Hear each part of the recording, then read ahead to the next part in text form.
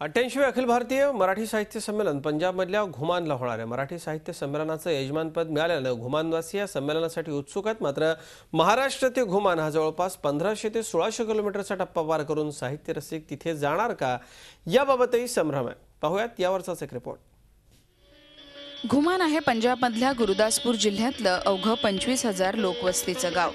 खरं तर आतापर्यंत हे गाव नामदेवांची भूमी म्हणून ओळखलं जात होतं। आता मात्र अखिल भारतीय मराठी साहित्य संमेलन भरवण्याचा घाट इथं घालण्यात आलाय।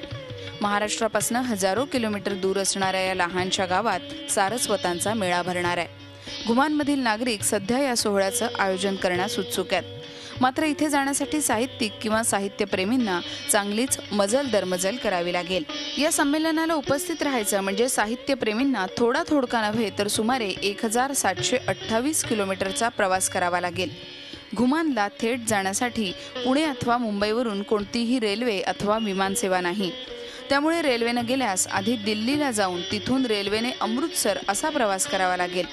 अमृतसरवरून नंतर 55 किलोमीटरवर असणाऱ्या घुमानला टॅक्सी किंवा बसने जावं लागेल। यासाठी 26 पेक्षा जास्त तास सलग प्रवास करण्याची तुमची तयारी हवी। वेळ वाचवण्यासाठी पैसे खर्च करण्याची जर तुमची तयारी असेल तर विमानाने जाणं सोयीचं आहे। मात्र रेल्वेप्रमाणेच पुण्याहून अमृतसर अथवा घुमानला जायला विमानसेवा थेट उपलब्ध नाही। त्यामुळे पुणे, दिल्ली, अमृतसर असा विमानानं 3.5 तासांचा प्रवास केल्यानंतर तिथून पुढे गाडीनं घुमान असा प्रवास करावा लागेल। या प्रवासासाठी किती पैसे मोजावे लागतील हेही पाहणं महत्त्वाचं आहे। पुणे ते अमृतसर प्रवासाला दर मनशी भाडं आहे 1,500 ते 2,000 रुपये। मात्र विमानानं जायचं झाल्यास 5,000 ते 8,000 पर्यंत पैसे मोजावे लागतील।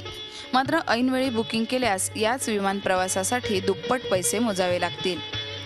एकूणच मराठी साहित्याचा प्रसार आणि प्रचार नामदेवांच्या भूमीत व्हावा यासाठी हे संमेलन राज्याबाहेर घेण्यात येत आहे। मात्र एरवी खेडोपाड्यातून आणि महाराष्ट्राच्या कानाकोपऱ्यातनं या संमेलनाला आवर्जून हजेरी लावणाऱ्या नवोदित साहित्यिकांना आणि साहित्यप्रेमींना घुमानला जाणं परवडणारं आहे का हा प्रश्न या निमित्तानं उपस्थित झालाय। झी मीडियासाठी अश्विनी पवार, पुणे।